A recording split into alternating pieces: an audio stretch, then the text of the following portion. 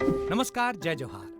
क्या आप भी गवर्नमेंट एग्जाम्स की तैयारी करना चाहते हैं? क्या आप भी मेमोरी टेक्निक्स और ट्रिक्स के जरिए बहुत ही कम समय में स्मार्ट स्टडी करना चाहते हैं? क्या आप चाहते हैं कि सीजी व्यापम टॉपर आपको पढ़ाए? तो डाउनलोड करिए योगेंद्र साहू क्लासेस ऐप। यहाँ 10 से अधिक गवर्नमेंट एग्जाम्स क्रैक करने वाले और सीजी व्यापम टॉप करने वाले योगेंद्र सर सीजीपीएससी और सीजी व्यापम के अंतर्गत होने वाले सभी एग्जाम्स की तैयारी कराएं। तो डाउनलोड करिए Yogendra Sahu classes app to be the best, learn from the best.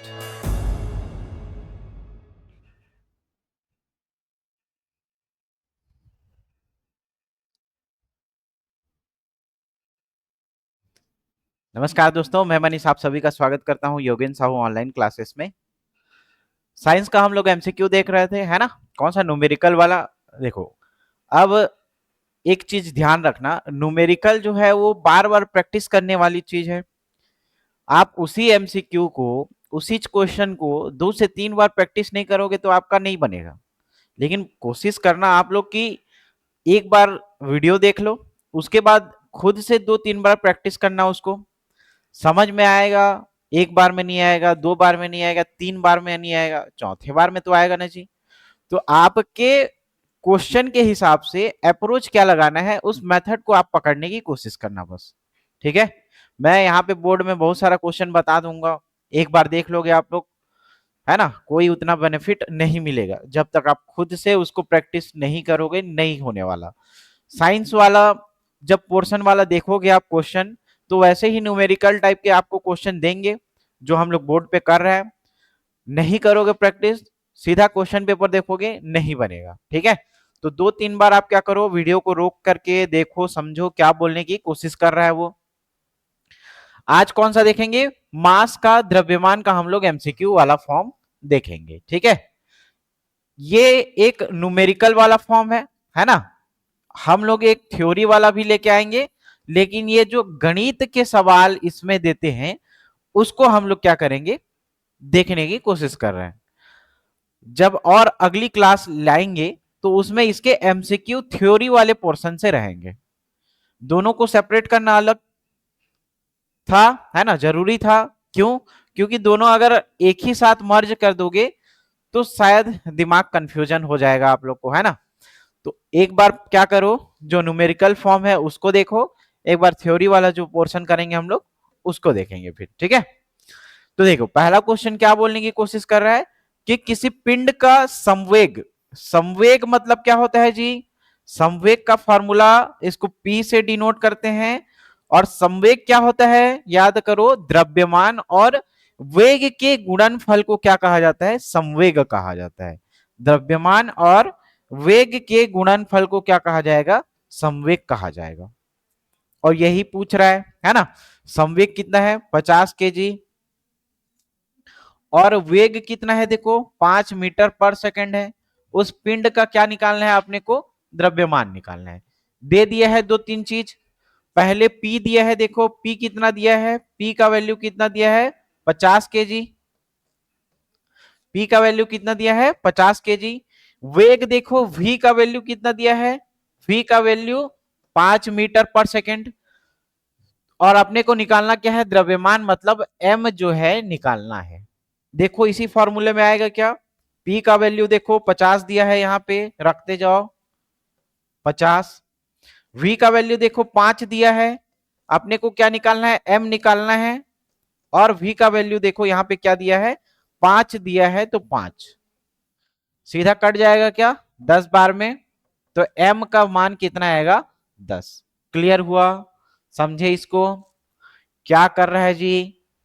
सबसे पहले संवेग दे रहा है आपको, P दिया है 50 kg, वेग दिया है 5, और अपने को क्या निकालना है? m निकालना है, द्रव्यमान निकालना है।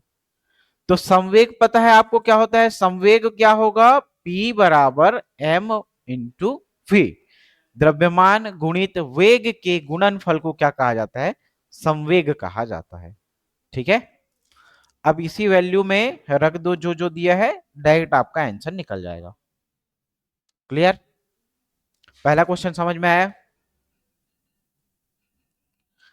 अब देखो दूसरा क्वेश्चन क्या बोल रहा है यदि बल और त्वरण दिया हुआ हो तो वस्तु का द्रव्यमान ज्ञात करने का सूत्र क्या होगा? तो न्यूटन का लॉ आप लोगों ने पढ़ा है, पहला, दूसरा और तीसरा नियम, 3 नियम रहता है। पहला नियम किसके ऊपर होगा? जड़ता के ऊपर। किसके ऊपर? जड़ता के ऊपर होगा। दूसरा उसके बल के ऊपर, m इंटू ए, है ना। मतलब क्या बोला जाएगा? लगाया गया बल, उसमें त्वरण का क्या होगा? अनुक्रमानुपाती हो, समानुपाती होगा, है ना। तीसरा नियम क्या बोलता है? प्रत्येक क्रिया के बराबर विपरीत दिशा में क्या होगी? प्रतिक्रिया होगी। तो न्यूटन का 3 नियम 1, 2 और 3 समझ में आया क्या? पहले किसका नियम है? जड़ता। कोई वस्तु स्थिर है तो वो स्थिर ही रहेगी, कोई वस्तु गतिशील है तो वो गतिशील ही रहेगी। कब तक रहेगी? जब तक उस पर कोई बाहरी बल न लगाया जाए। इसको समझोगे कैसे? दिन भर आलस में पड़े रहते हो आप घर में, है ना, आप नहीं, कोई और पड़ा होगा, ठीक है। तो उसके ऊपर कोई आके बल लगाएगा, मतलब आपके मम्मी या आपके पापा कैसे आलसी टाइप का पड़ा है, चल उठ, नहा धो, खाना पीना खा, ये सब बोलेंगे ना। तो जब तक मम्मी पापा नहीं आएंगे आप लोग उसी जोन में रहोगे। तो वो क्या है? जड़ता। कोई बाहरी आ रहा है, बोल रहा है वहां से हट, वो क्या कर रहा है? बल आरोपित कर रहा है। तो कोई वस्तु गतिशील है या कोई वस्तु स्थिर है तो तब तक रहेगी जब तक उस पर कोई बाहरी बल कार्य ना करे। क्लियर बात? समझ में आया क्या? तो ये उसका पहला नियम है। दूसरा नियम, लगाया गया बल किसके? त्वरण के समानुपाती होगा। तो इसको F बराबर ma निकालते हैं। प्रत्येक क्रिया के बराबर विपरीत दिशा में प्रतिक्रिया होती है। ठीक है, ये 3 नियम क्लियर हुआ।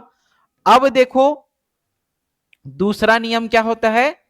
F बराबर m इंटू ए। ठीक है, F बराबर m इंटू ए। क्या बोल रहा है? यदि बल F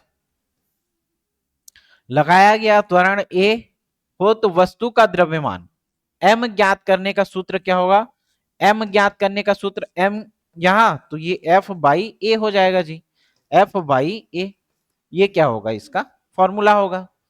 और यही पूछा है कि m ज्ञात करने का सूत्र बताइए। m ज्ञात करने का सूत्र क्या होगा? F by A. F by A कहां पे है?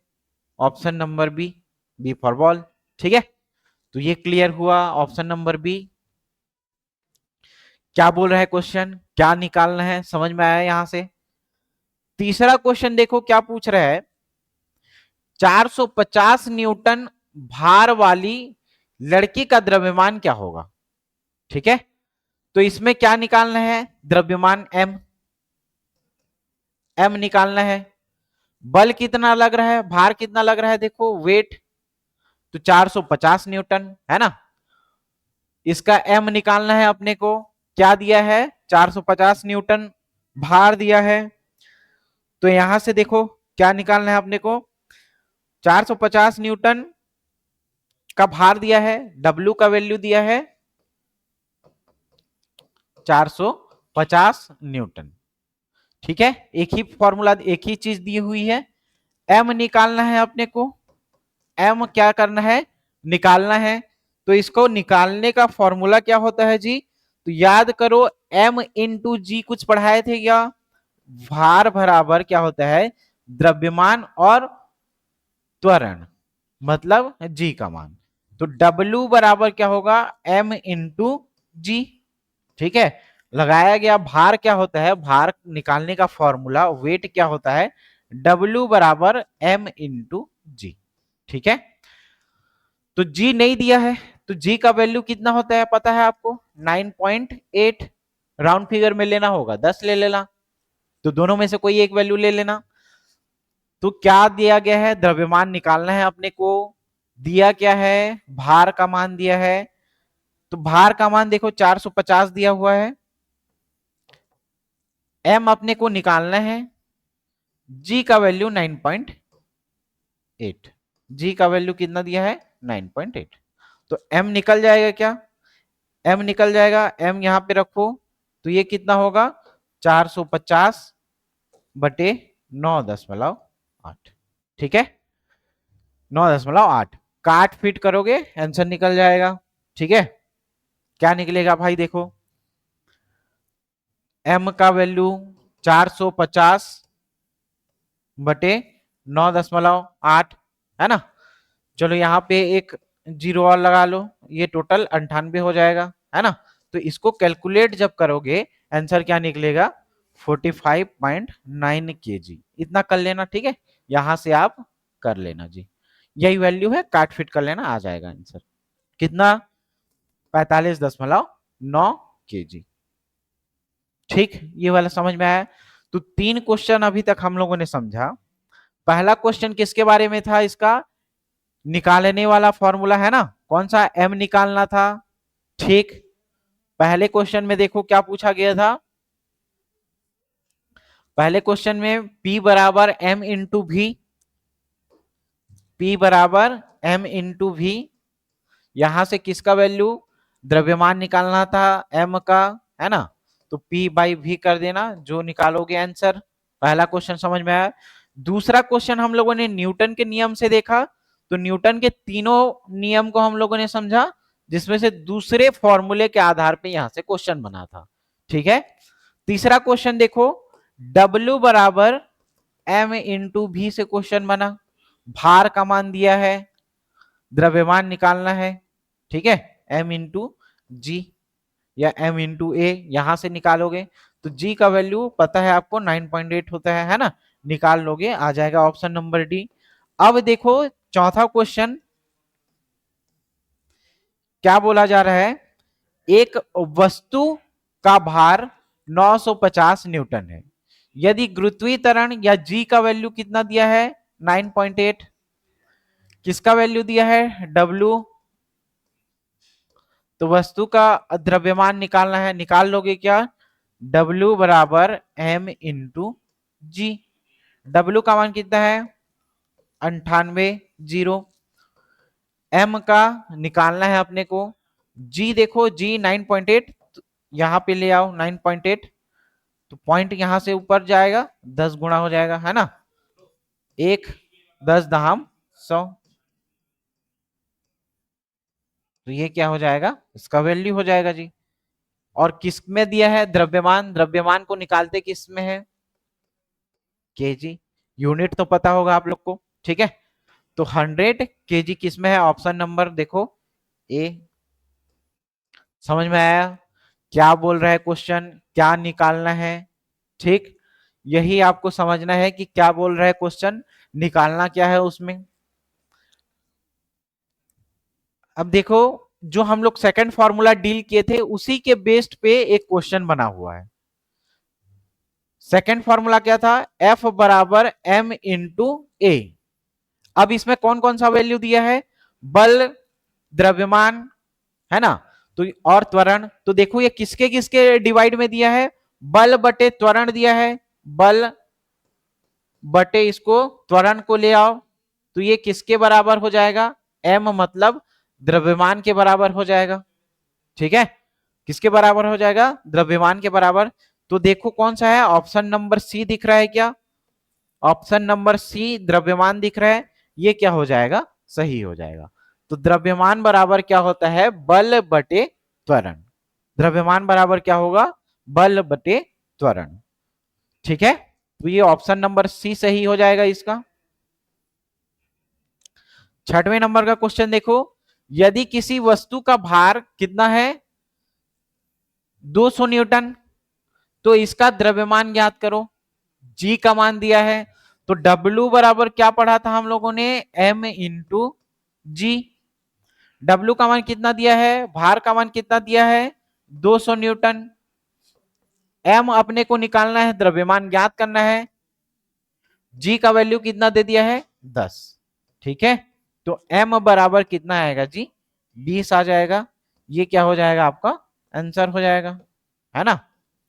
और द्रव्यमान को किससे, केजी से, यूनिट कहां पे है देखो, 20 केजी, ऑप्शन नंबर डी है क्या।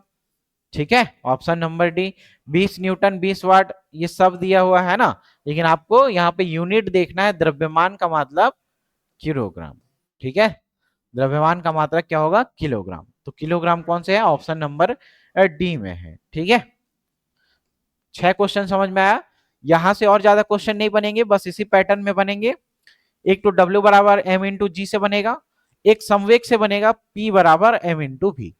ये दोनों को आप समझ लोगे तो यहां से जितने क्वेश्चन है वो आपके लगभग सारे बन जाएंगे। ठीक है, तो यहां से 6 ही क्वेश्चन हम लोगों ने रखा है।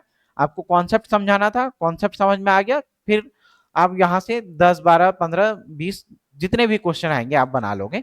लेकिन याद रखना ये 2 चीजें। ठीक है, मिलते हैं अगली कक्षा में। थैंक यू, धन्यवाद।